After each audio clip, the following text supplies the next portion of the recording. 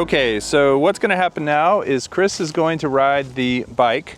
We'll see how it does as it comes around this corner. There's a light post right there. There is a couple other things that could potentially get in its way.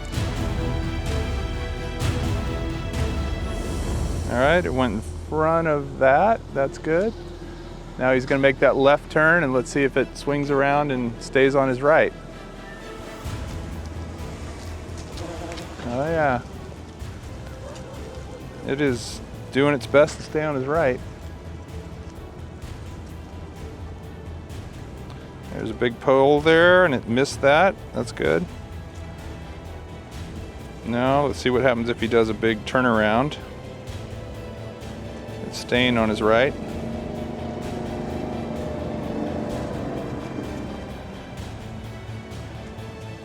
He's behind a tree.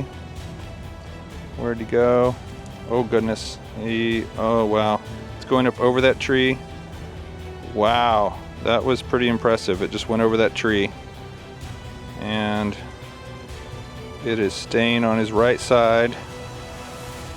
And it's avoiding these trees. Wow. Okay, right up until the end, it was great.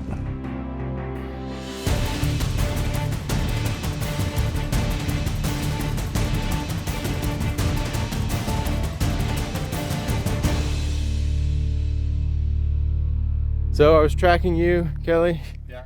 And what happened?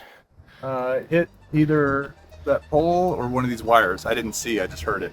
And I don't even see any visible damage to it. So I guess going sideways, it does not see thin power lines. Yeah, maybe not.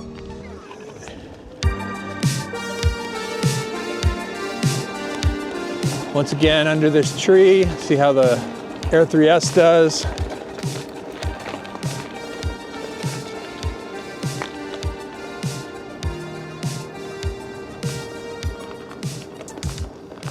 Did I lose it?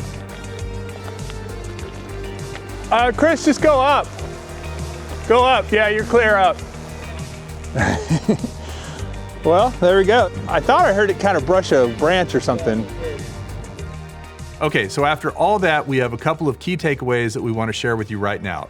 First of all, it's pretty darn good at tracking people. However, you can fool it if you try hard enough, and the results could be pretty detrimental. For example, if it's tracking you from the front, it's got to go a long way every time you change directions, and it's more likely to run into something. What it does is it speeds up, it tries to keep up with you, and if there's something there, it might see it through one of the vision sensors or through the camera or through the other devices it's using to avoid obstacles. But if it's going really fast, it's pretty hard for it to avoid something like a small leaf or a small twig or a power line. So be very careful when you're having it track you from the front or the side.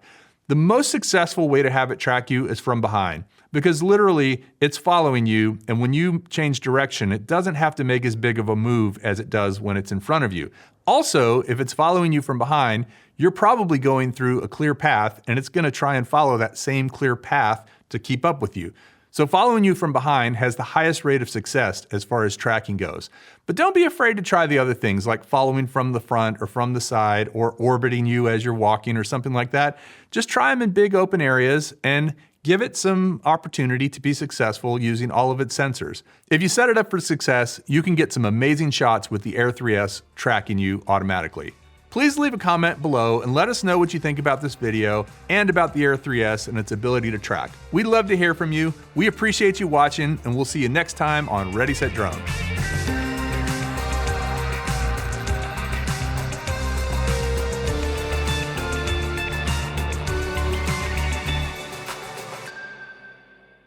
I mean, I'm always impressed when it taps something like a tree or a power line or something and it stays in the air. It's, you know, it kind of goes, oh, hey, get away from that.